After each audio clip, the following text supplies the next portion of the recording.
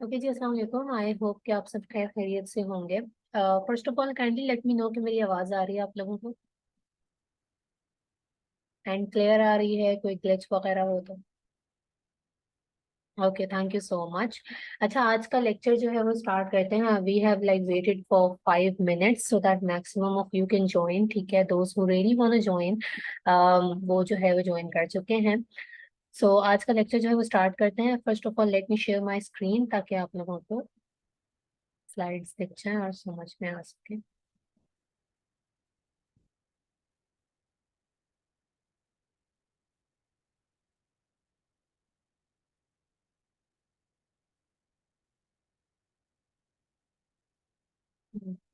बताइएगा आप लोगों को स्क्रीन शेयर हो रही है।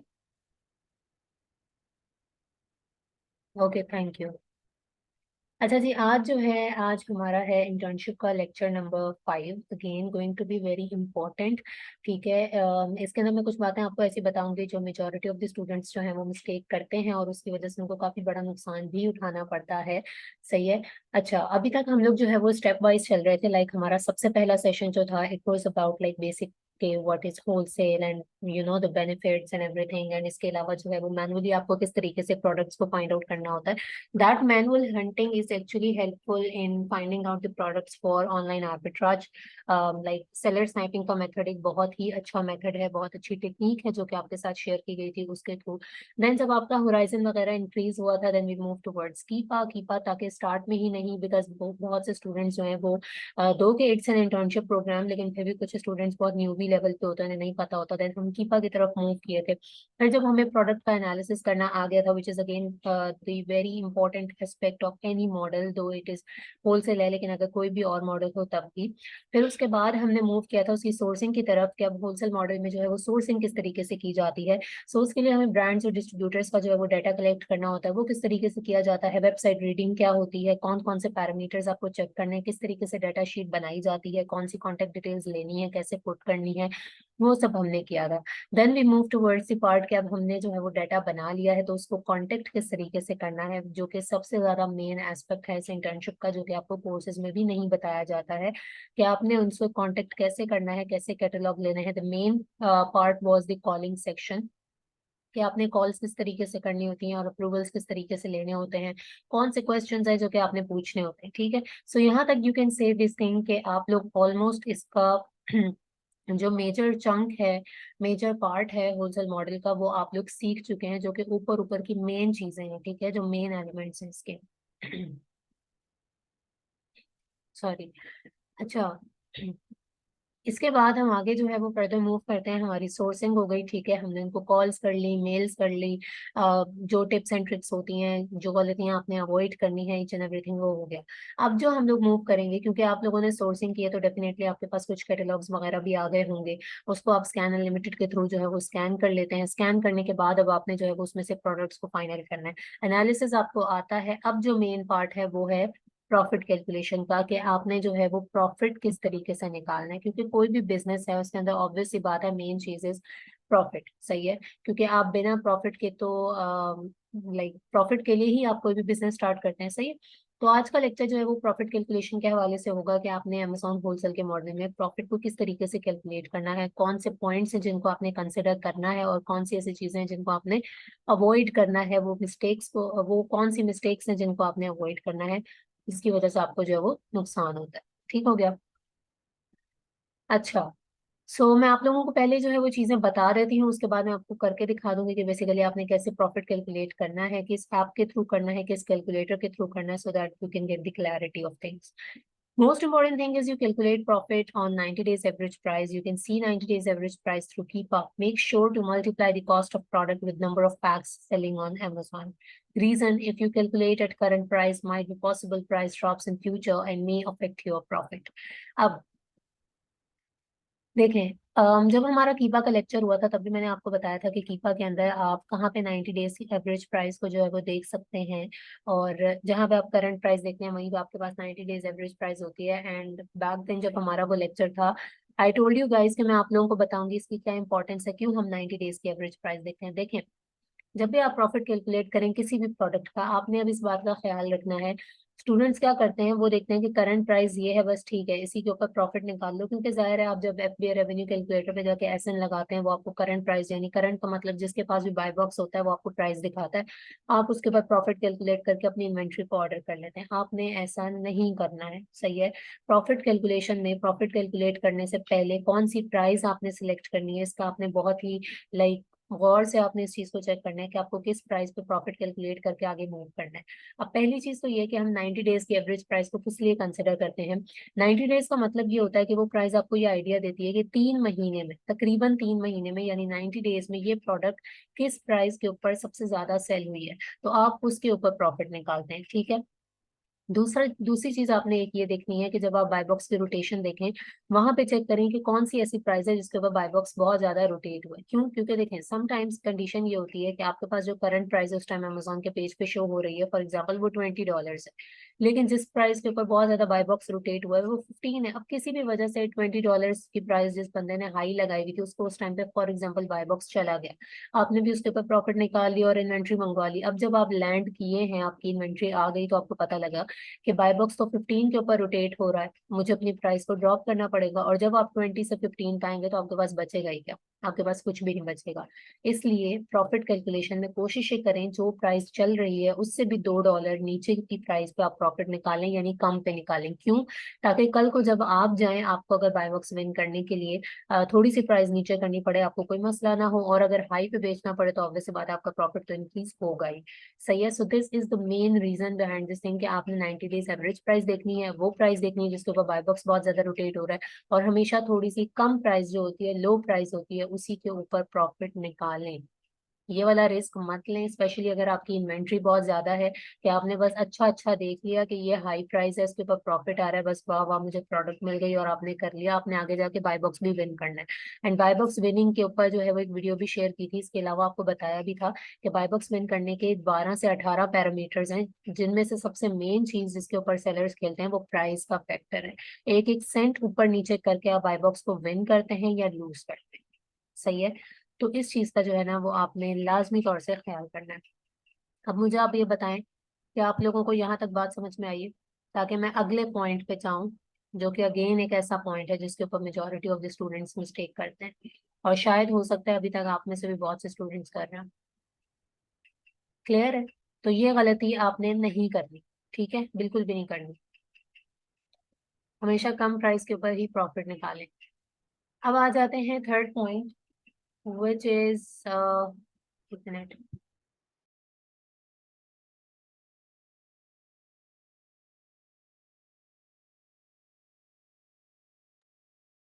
Make sure to multiply the cost of product with number of packs selling on Amazon। सही है।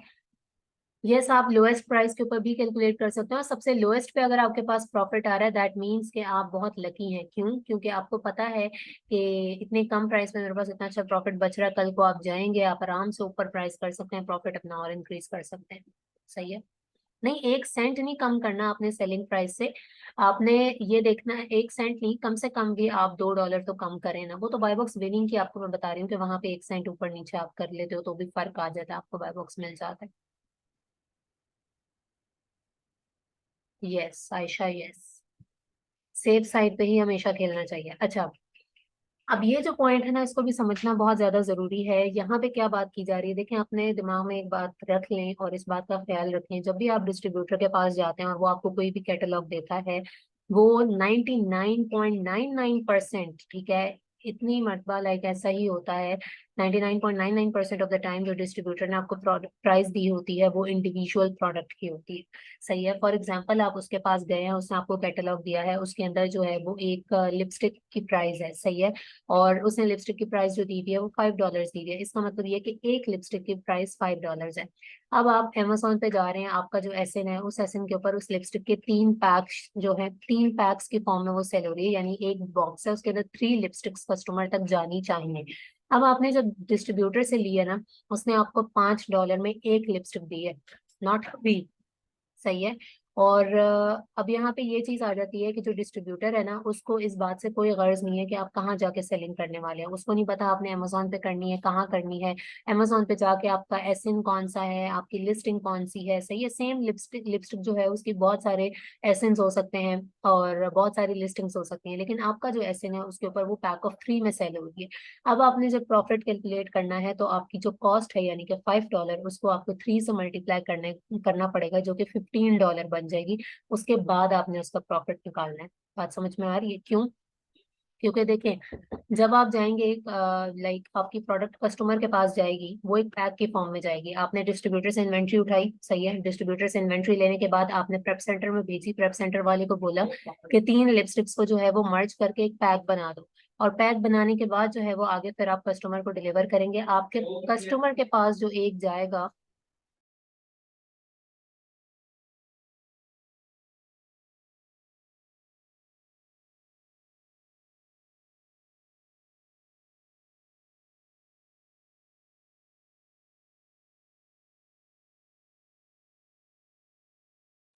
अच्छा जी।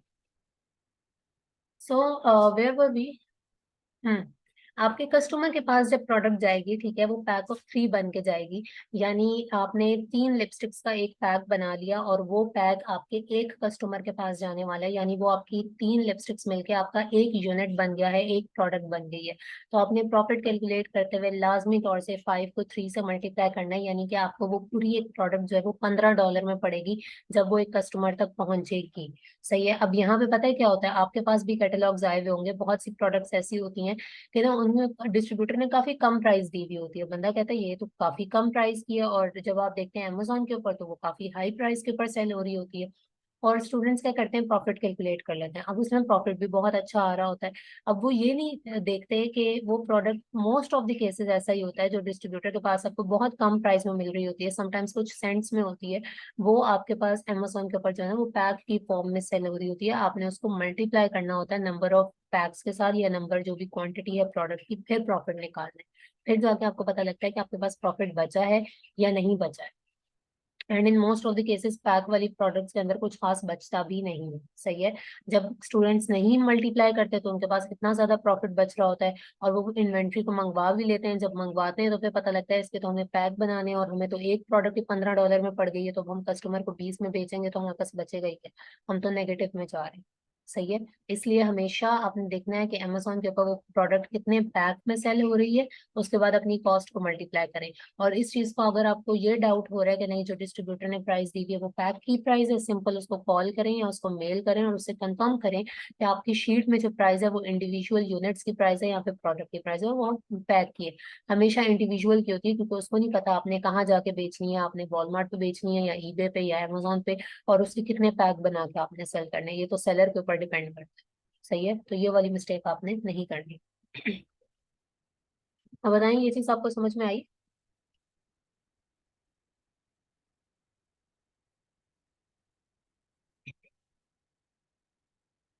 गुड। सही है। चलें आगे, मैं इसलिए साथ साथ पूछ लेती हूँ कि पता लगे मैं आगे निकल जाऊं और आप लोगों को बात समझ में ना आई। Okay ji. Add at least $2 miscellaneous cost in FBA calculator. जब आप एफबीए कैलकुलेटर, क्या है FBA calculator? Basically is an app जिसके थ्रू आपने जो है वो प्रॉफिट कैलकुलेट करना है। कैलकुलेटर है अमेजोन की तरफ से, इट्स फ्री ऑफ कॉस्ट, ठीक है। उस पे जो है वो आप प्रॉफिट कैलकुलेट करते हैं। वहाँ पे आपने $2 ऐसे एक्स्ट्रा कॉस्ट लगानी होती है। इस $2 के अंदर आपकी शिपिंग कवर हो जाती है, आपकी जो भी लेबलिंग वगैरह की सर्विस होती है वो कवर हो जाती है, और फिर उसके बाद आपने प्रॉफिट निकालना है, कि भी आपने लाजमी तौर से लगानी है। Most of the distributor do not give labeling service, so you need prep centers. They label your products and then send your product to Amazon warehouse, and per unit it cost around 1.5 to $2. So इतनी ही price लगती है। अगर आपको कोई free shipping वगैरह का की service दे रहा है तो आप $1 लगा लें, बट इट्स बेटर अगर आप $2 लगाते हैं, ठीक है। $2 में काम हो जाता है पर product. Your profit margin must be more than 10%। 10% एक डिसेंट समझा जाता है, ठीक है। होलसेल मॉडल में मिनिमम सा समझा जाता है अगर प्रॉफिट मार्जिन आपका 10% है, लेकिन कोशिश करें कि इससे ज्यादा ही हो। इट्स लाइक नॉर्मल सा प्रॉफिट मार्जिन है, सही है। अच्छा, अब यहाँ पे जो हमने पहले बात की है कि आपने हाई प्राइस पे निकालना है या लो प्राइस पे निकालना है, ये उस कि एक एक्सेप्शन समझ लें, ठीक है। इट्स एन एक्सेप्शनल केस कि अगर कुछ इस तरीके की सिचुएशन होती है तो आपको क्या करना चाहिए। Like if you are selling a few units like 10 or 20, you may sell it a little bit higher price. If buy box rotation is good and there is no huge competition on a listing, always consider pack of price. You should ask this thing from your distributor. Second point तो आपको already clear है। If we talk about the first point, तो इसके अंदर ये लिखा हुआ है कि अगर फॉर एग्जांपल आप किसी भी इन्वेंट्री के साथ जा रहे हैं उसमें सिर्फ 10-20 यूनिट है, ठीक है, और उसके स्टार्ट्स बहुत ज्यादा अच्छे हैं, लाइक आपको प्रोडक्ट हर लिहाज से बहुत पसंद आ गई है, लेकिन सिर्फ एक फ्लॉ है कि उसके अंदर जो हाई प्राइस चल रही है उसके ऊपर ही आपके पास अच्छा प्रॉफिट आ रहा है। आपको लगता है मैं अगर इसको थोड़ा सा लो लेके जाऊंगा, थोड़ा सा नीचे लेके जाऊंगा तो मेरे पास नहीं बचेगा, but the product is really very good और उस हाई प्राइस पे भी किसी ना किसी को बाय बॉक्स गया हुआ है, तो आपको भी ट्राई करना चाहिए अगर आपका दिल ऐसा कह रहा है, ठीक है। तो आप ये चीज कर सकते हैं इफ ओनली एंड ओनली आपकी इन्वेंट्री कम हो, ठीक है, यानी कि सिर्फ 10 से 20 यूनिट आपके पास हो और आपको पता हो इस चीज का, आपको कॉन्फिडेंस हो कि इतनी प्राइस पे भी मैं 10-20 यूनिट तो निकाल ही लूंगा ना आराम से, कोई बात नहीं, इसको टेस्ट कर लेते हैं, तब आप आराम से हाई प्राइस पे भी निकाल लें। आप देखें हाँ इस पे भी रोटेशन हो रही है, इन्वेंट्री भी कम है तो ठीक है। लेकिन अगर आपके यूनिट ही कोई 100, 200, 150 है तो बराए मेहरबानी इतना बड़ा रिस्क लेने की जरूरत नहीं है कि आप जाएं और आपकी इन्वेंट्री स्टक हो जाए और उसके ऊपर प्रॉफिट ना मिले।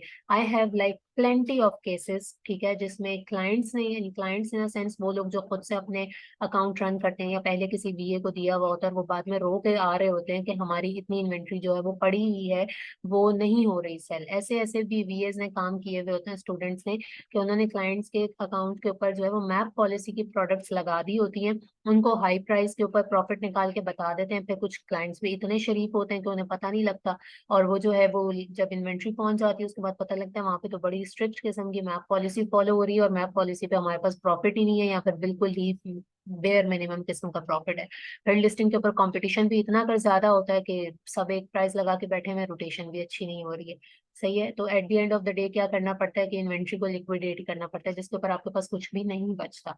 तो ये वाली मिस्टेक आप लोगों ने एटलीस्ट नहीं करनी, क्योंकि मेरी तो आंखों के सामने से कई 100 केसेस इस तरह के गुजरे हुए कि स्टूडेंट्स ये काम करते हैं, ये गलतियां करते हैं। सही है, प्रॉफिट कैलकुलेशन सुनने में लगता है कि बड़ा हल्का सा टॉपिक है, बस एवं मतलब नॉर्मल सा लेक्चर है, इसके अंदर कुछ नहीं है, लेकिन यही मेन चीज है, यहीं पे आपके सारे पैसे आके फंस जाते हैं अगर आपने गलत कैलकुलेशन की है, ठीक है। सो जल्दबाजी ना करें, थोड़ा सोच समझ के जो है वो इन चीजों को किया करें, क्योंकि ये छोटी छोटी चीजें जो है ना वो आगे जाके फिर बड़ा नुकसान देती हैं। सही है। Map policy basically minimum advertised price होती है जो कि आपका ब्रांड वगैरह आपको देते हैं कि आपने इस प्राइस से या कम में नहीं सेल करना या ज्यादा में नहीं सेल करना, दोनों दोनों तरह की सिचुएशन होती है, वो आपको बता देते हैं, आपको उनकी प्राइस के साथ जाना पड़ता है, क्योंकि ऑब्वियस सी बात है ब्रांड की रेपुटेशन खराब होती है। लाइक कोई भी मेरा अपना ब्रांड है, मैं किसी होलसेलर को दूंगी तो मैं उसको बोलूंगी कि इस सूट को आपने जो है वो 500 तक तो या 1000 तक कम से कम सेल करना है, उससे नीचे नहीं करना है, तो उसको ये चीज फॉलो करनी पड़ेगी, क्योंकि अगर वो इससे नीचे करेगा तो मेरे प्रोडक्ट की वैल्यू और उसकी वर्थ जो है ना वो खराब हो जाएगी, मार्केट में नाम आपका खराब होता है। तो एक स्टैंडर्ड प्राइस जो है वो रखी जाती है। अच्छा, और समटाइम्स एक प्राइस भी बता दी जाती है, तो इस तरीके की सिचुएशन होती है। अब मुझे आप लोग बताइएगा कि यहाँ तक आप लोगों को लेक्चर क्लियर है बिल्कुल, ताकि मैं आपको एक डेमो वो दिखा दूँ एफबीए रेवेन्यू कैलकुलेटर का भी, कि उसको आपने किस तरीके से यूज करना है। यस, मैप फॉलो ना करने पे वॉयलेशन आती है, जो आपको कहते हैं फॉलो करना है, definitely you have to follow it. Was this lecture helpful for you guys?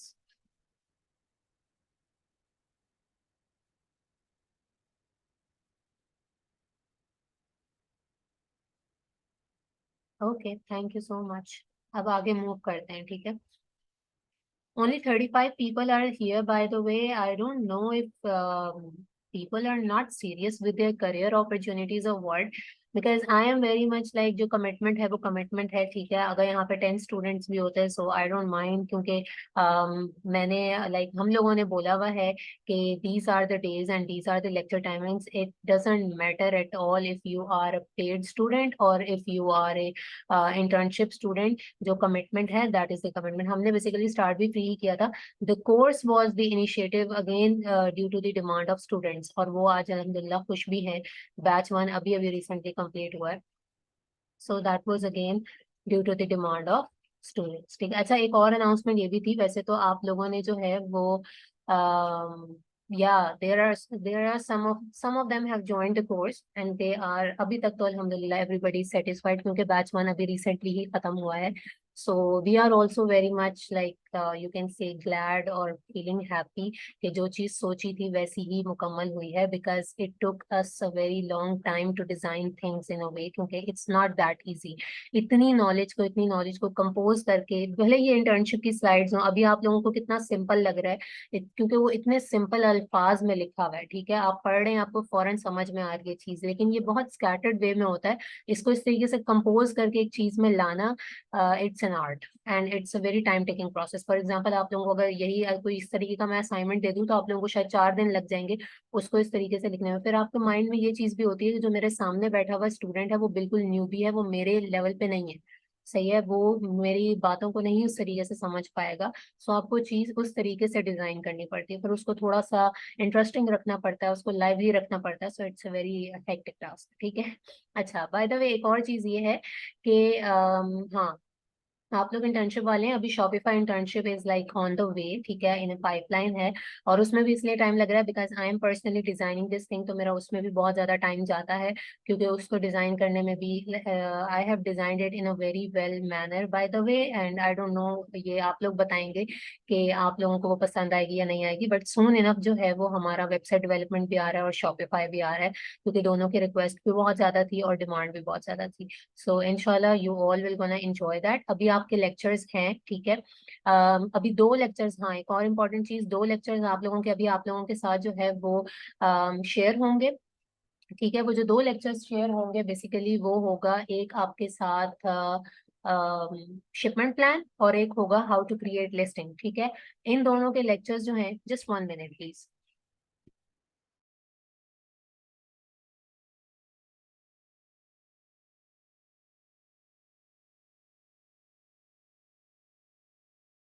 अच्छा जी, इन दोनों के लेक्चर्स जो है ना वो आप लोगों के साथ अभी शेयर होंगे ग्रुप में. ठीक है, और वो लेक्चर्स हैं, उनको आपने वीडियोस कंसिडर नहीं करना है, उनको अपने लेक्चर कंसिडर करना है, क्योंकि वो ऐसे लेक्चर्स हैं लाइक हमारे पास, क्योंकि आपको पता है पूरा हफ्ता बैचेस चलते हैं. ठीक है, तो अगर ये जो अकाउंट्स होते हैं इनके ऊपर बार बार वो लिस्टिंग करके दिखाना या शिपमेंट प्लान बना बना के दिखाना, एक तो स्टूडेंट को फौरी तौर पर समझ नहीं आता, उसके लिए न्यू चीज होती है लेक्चर के दौरान. और दूसरी बात है कि वो बार बार आपके अमेजोन पे भी नोटिफिकेशन से आते हैं और जिनके अकाउंट्स होते हैं उनके पास भी नोटिफिकेशन से आ रहे होते हैं. ठीक है, so we made a very very detailed kind of lecture. सही है, और वो लेक्चर जो है वो आप लोगों के साथ शानदार शेयर करेंगे. आपने नेक्स्ट लेक्चर से पहले उसको लाजमी तौर से देखना है. नेक्स्ट लेक्चर आपका क्लाइंट हंटिंग का होगा, ताकि अगर आपके कोई भी उससे रिलेटेड क्वेश्चन हैं तो आप लोग पूछ सकें. Make sure to watch that video. ठीक है, वो जो वीडियोस आती हैं वो नेक्स्ट लेक्चर्स के लिए इंपॉर्टेंट होती हैं, इसलिए मैं कह के शेयर करवा देती हूँ कि ये भी दे दें, क्योंकि चैनल पे बहुत सारी होती है, किसी को नहीं पता होता, किसी को पता होता है, बट मुझे पता होता है और हमें पता होता है कि इस टाइम पे ये वाली वीडियो शेयर करवानी है, इस टाइम पे वेबसाइट रीडिंग वाली देनी है, इस टाइम पे फलाने बैच का स्टूडेंट इस लेवल पे उसको ये वाली देनी है. ठीक है, प्रॉफिट कैलकुलेशन नहीं क्लियर हो रहा है, इसके ऊपर बहुत सारी हैं, शॉर्ट भी हैं पूरे लेक्चर्स में. शॉर्ट इसलिए बनाई थी, पूरे लेक्चर समटाइम्स एक स्टूडेंट नहीं सुन सकता किसी प्रीवियस बैच का, तो आपने वो लाजमी तौर से देखना है before next lecture. And next lecture in सब इंशाल्लाह आपका इसी हफ्ते में हो जाएगा, सैटरडे वाले दिन. ठीक है, कंफर्मेशन जब हो जाएगी. किसी ने पूछा शॉपिफाई का कोर्स पेड होगा? नहीं, it's free internship kind of. ठीक है, तो अभी तक तो वो फ्री ही है, पेड हमने नहीं अभी पेड डिसाइड नहीं किया है. And it is in the pipeline, इसी मंथ में इंशाल्लाह आ जाएगा. और जब आपका सेशन कंप्लीट भी हो जाए तब भी आपके ग्रुप्स जो है वो इसी तरीके से रहते हैं, so that we can share the further knowledge with you guys, जो कि आगे फ्यूचर में आती रहती है. सही है. अच्छा, अब जो है वो मैं आप लोगों के साथ स्क्रीन शेयर करती हूँ. फटाफट से हम एक मरतबा एफबीए रेवेन्यू कैलकुलेटर देख लेते हैं, अगर आप लोगों ने नहीं देखा हुआ है. तो अब आप मुझे बताइए कि आप लोगों के सामने स्क्रीन चेंज हुई है, लाइक मेरा कोई ब्राउजर वगैरह ओपन हुआ है आपके सामने?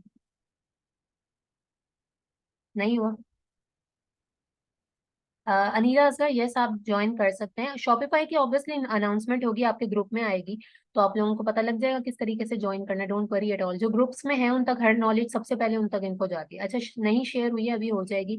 मेरे जूम में कोई ग्लिच है, ये 1-2 लेक्चर से हो रहा है कि जब मैं स्क्रीन को चेंज करती हूँ तो वो मुझे एक मेरे पास स्क्रीन को स्टॉप करना पड़ता है, फिर उसके बाद चेंज करना. आई थिंक सो अब होगी, वेट करें और अब बताएं. ठीक है, ओके, थैंक यू. शॉपिफाई की इंटर्नशिप आएगी, फिर वेबसाइट डेवलपमेंट भी है। ओके, अब यहाँ पे हम करते हैं FBA revenue calculator. It's a glitch on my side. ये पहला है लिंक, इस पे जाना है। सही है। अच्छा, उसके बाद आप देख लें दो ऑप्शंस होते हैं आपके पास। अगर सेलेस सेंट्रल है तो आप उससे कर सकते हैं, कंटिन्यूअस गेस्ट भी कर सकते हैं। मेरे पास इस ब्राउजर के ऊपर सेलेस सेंट्रल भी है, लेकिन मैं आपको कंटिन्यूअस गेस्ट करके दिखाती हूँ, बिकॉज स्टूडेंट्स के पास नहीं होता। तो आप देख सकते हैं कि कोई भी ऐसा फर्क इसमें नहीं है, ठीक है। अच्छा, अब यहाँ पे हमें कोई एसएन चाहिए तो हम एसएन पिक कर लेते हैं। Amazon.com पे जाके कोई भी प्रोडक्ट ले लेते हैं। अ, ये ले लेते हैं।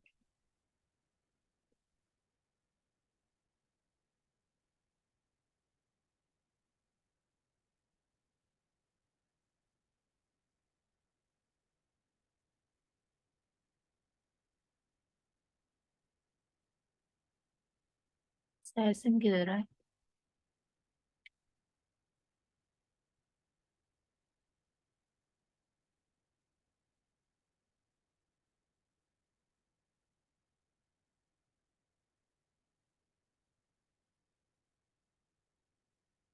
एक्सपेंशन जरा ऊपर ही दिखा देती। ये रहा एसएन। ठीक है, इसको हम ले लेते हैं, यहाँ से कर लेते हैं कॉपी, और यहाँ जाके जो है वो पेस्ट कर देंगे। आपके पास लिखा हुआ है, आप UPC EAN वट एवर, मतलब वट एवर नहीं, बहुत सारे ऑप्शंस होते हैं, आप वो पेस्ट कर सकते हैं। अब देखें, यहाँ पे फौरी तौर पर उसने $8 हमें प्राइस दिखा दी, क्योंकि $8 करंट जिसके पास बाय बॉक्स है वो है। सही है। अब आपने कीपा के थ्रू देख लेना, ये तो खैर है भी बहुत ही कम प्राइस की प्रोडक्ट, तो मैं आपको बता रही हूँ। इस तरीके से आपने अपनी प्राइस देख ली जो भी आपने लगानी है। सही है। उसके बाद ये जो फीसेस होती हैं, ये अमेजोन खुद से कैलकुलेट कर लेता है according to the product size, उसकी जो भी डिमेंशंस वगैरह होती हैं उसके अकॉर्डिंगली ये सारा काम हो जाता है। इसके ऊपर भी आपको टेंशन नहीं लेनी, ना आपको कुछ करना है। यहाँ पे आपने लिखनी है जो कॉस्ट जिसके ऊपर आपको मिल रही है। अगर ये आपको $2 की मिल रही है, फर्ज करें आपने $2 लगाना है, यहाँ आपने वो कॉस्ट लगानी है एक्स्ट्रा जो मैंने आपको $2 बोली थी। ठीक है, इस तरीके से आपने करना है। अब लेट्स से अगर ये पैक की फॉर्म में प्रोडक्ट सेल हो रही है, और ये सेल हो रही है लाइक $20 की, ठीक है। दो बॉक्सेस हैं फॉर एग्जाम्पल ना, इस तरह के दो बॉक्सेस हैं, और आपने जो है वो कस्टमर तक दो बॉक्सेस ही पहुंचाने हैं। अब आपके जो सप्लायर हैं उन्होंने आपको दी हुई है ये $5 की, तो आपने क्या करना है, आपने यहाँ पे लिख दिया जी $5, और आपने लगा दी $2, और आपने बोला वाह इतना अच्छा प्रॉफिट आ रहा है। नो, आपने ऐसा नहीं करना। अगर आपकी यहाँ पे पैक ऑफ 2 की फॉर्म में सेल हो रही है, तो इसका मतलब ये है कि डिस्ट्रीब्यूटर जब आपको इन्वेंट्री देगा, आप उसको प्रेप सेंटर में भेजेंगे, उसको बोलेंगे दो बॉक्सेस को मिला के एक पैकेट के अंदर डाल दो, क्योंकि ये मेरे एक कस्टमर के पास जाने वाला है। और एक कस्टमर के पास जाएगा और आपके पास प्रॉफिट आएगा, तो उस एक कस्टमर तक पहुंचाते पहुंचाते प्रोडक्ट आपको जो है वो $10 की पड़ी है, क्योंकि आपने दो $5-5 के बॉक्सेस को मिला के एक पैकेट में डाला और फिर बेचा, और फिर आपने यहाँ पे $2 लगाना। सही है। This is how you create, sorry, calculate the profit of packed product and single product. बाकी ये FBM वालों का कैलकुलेटर होता है, ये FBA वालों का है। सही है। ये नीचे आपके पास जो है वो आ जाता है, जब नेगेटिव में जाता है तो इस तरह रेड हो जाता है, और अगर पॉजिटिव में होता है तो ऐसे हो जाता है। सही है। अब बताएं, क्लियर है? We have just 7 minutes left, तो अगर आपने कुछ और पूछना है। दो पैक की, अब मतलब ये जो मैंने आपको एग्जांपल दी वो तो ये है ना कि ये दो पैक की फॉर्म में सेल हो रहा है, तो फिर आपको आपने दो की डालनी।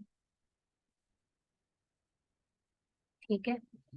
सो अब आपने ये करना है कि क्लाइंट हैंडलिंग का lecture is going to be very important, ठीक है, और वो जो है वो अच्छा होगा। उससे पहले आप लाजमी तौर से वो देख के आइएगा। Yes Ayesha, you can. अच्छा, जो कह रहे हैं दोबारा रिपीट करते हैं। देखिए, यहाँ पे आपने कॉस्ट डालनी होती है जितनी आपने आपको डिस्ट्रीब्यूटर ने दिया। अगर पैक के फॉर्म में लाइक यही प्रोडक्ट है, ठीक है, आपकी लिस्टिंग के ऊपर दो बॉक्सेस सेल हो रहे हैं, सही है, अब कस्टमर तक तो दो बॉक्सेस ही पहुंचने चाहिए, आपने उसको एक तो भेजना नहीं है। आपने सारी इन्वेंट्री मंगवाई, आपको डिस्ट्रीब्यूटर ने भेज दी, मुख्तलिफ इसके ये ऑरेंज कलर के बॉक्सेस हैं, फॉर एग्जाम्पल ये सर्फ है कह लें, ठीक है। आपने दो सर्फ के बॉक्सेस को एक साथ टेप लगा के जोड़ दिया, ये आपके एक कस्टमर के घर में जाएंगे।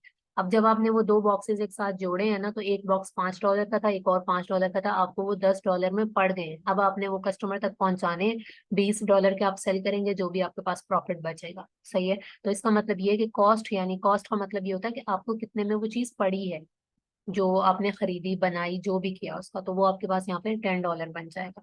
और उसके बाद यहाँ पे $2 आपने लगाने हैं कि आपको लेबल्स लगवाने हैं, शिप करवाना है, और वही जो आपने टेपिंग वगैरह करके उसको एक साथ जोड़ा है ना, मर्ज किया, क्योंकि कस्टमर ने जितनी प्रोडक्ट देखी है उस तक उतनी पहुंचनी चाहिए।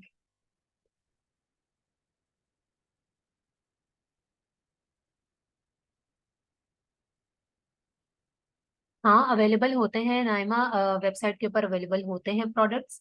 ठीक है, तो उसके लिए वेबसाइट स्क्रैपिंग है। आप लोगों के साथ वेबसाइट स्क्रैपिंग की वीडियो शेयर हुई थी?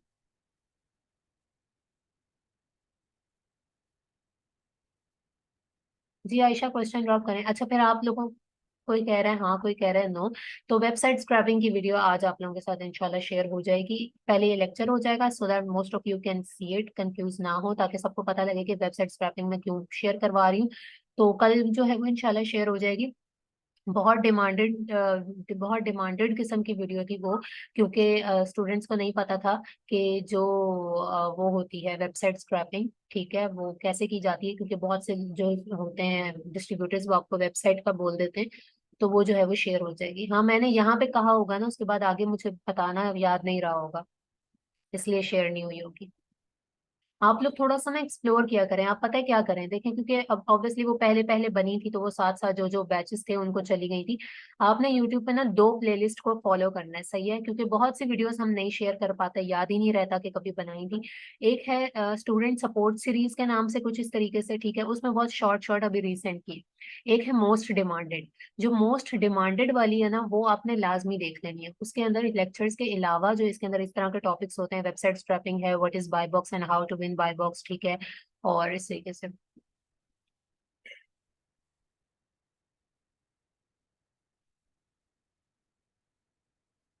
देखिए, ड्रॉप शिपर को आइडेंटिफाई करना इट्स नॉट दैट इजी, सही है, क्योंकि आपके पास जो एफबीएम सेलर होता है ना, वो समटाइम्स आप ही होते हैं, आप एफबीए भी कर रहे होते हैं और आप एफबीएम भी कर रहे होते हैं, आप दोनों चीजें एट द सेम टाइम कर रहे होते हैं। यहाँ पे एक चीज जिसको हम थोड़ा सा कर सकते हैं, अंदाजा लगा सकते हैं, वो यूजुअली हम उनके स्टॉक के थ्रू करते हैं, कि ड्रॉप शिपर जो है ना वो इतना ज्यादा स्टॉक रख के नहीं बैठा हुआ होता। एक चीज हम इसके थ्रू एनालाइज कर सकते हैं। अदरवाइज ड्रॉप शिपर में और एफबीएम सेलर को आइडेंटिफाई करना इट्स नॉट दैट सिंपल, क्योंकि एफबीए वाला बंदा भी एफबीएम कर रहा होता है, समटाइम्स हमें भी करना पड़ जाता है। कोई कोई ऐसी प्रोडक्ट गले में अटक जाती है आपके ठीक है, कि आपको उसको निकालना पड़ता है कुछ भी करके, और उसके लिए आपको एफबीएम करना पड़ता है। तो ये चीज हमने भी बहुत मर्तबा की। एफबीएम करना गलत नहीं है, एफबीएम को करने का तरीका गलत है। लोग एफबीएम को ही ड्रॉप शिपिंग समझते हैं। नो, एफबीएम है तभी उसने कैलकुलेटर में भी आपको ये ऑप्शन दिया हुआ है अमेजोन ने, इट्स नॉट इलीगल, लेकिन आप उसको करते कैसे हैं। तो अगर आपको भी कभी कल को एफबीएम वगैरह करना पड़ जाता है, तो आपने क्या करना है कि आपने अमेजोन की कोरियर सर्विस वगैरह को हायर करना है, सबसे प्लस पॉइंट होता है, ठीक है। आप जो भी करें ना, आप अमेजोन की सर्विस लीजिएगा, उन्हीं के थ्रू जो है वो भिजवाइएगा। We have just 2 minutes and 30 seconds। FBM क्यों करना पड़ जाता है, देखें, अब इसमें सिचुएशन ये हुई थी कि हमारी ना एक प्रोडक्ट थी, ठीक है, वो सीजनल प्रोडक्ट थी। जैसे, अब आई डोंट नो आप लोग के कौन सा लेक्चर था, उसमें किसी ने पूछा था कि मैम अप्रूवल मिलता है नहीं मिलता Q4 में, जो अभी चल रहा है Q4, ये लास्ट के मंथ्स होते हैं, और आपको पता है क्रिसमस आ रही होती है यूएसए वगैरह में, ठीक है, और ये क्या कहते हैं इसको, हेलोवीन वगैरह, बहुत सारे इनके फंक्शंस होते हैं इन दिनों में ना।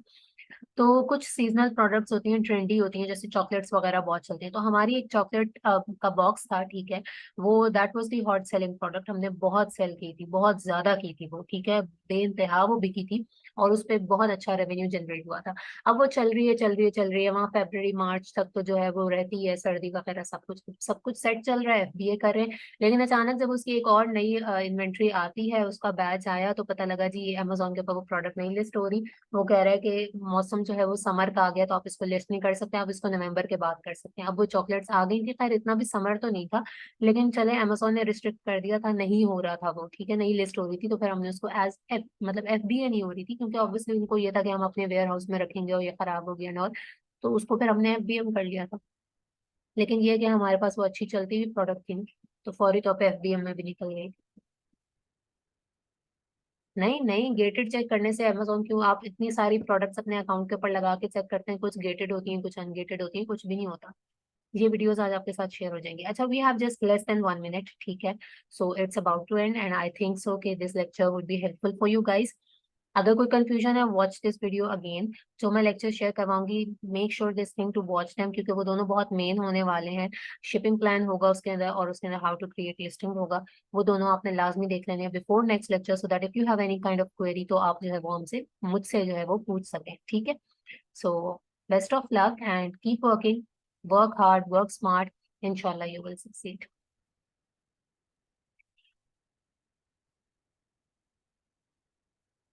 और अपने फ्रेंड्स को भी बोल दिया करें कि आके लेक्चर ले लिया करें, जो आपके ग्रुप मेट्स हैं, उनका अपना फायदा है। थैंक यू, अल्लाह हाफिज, टेक केयर।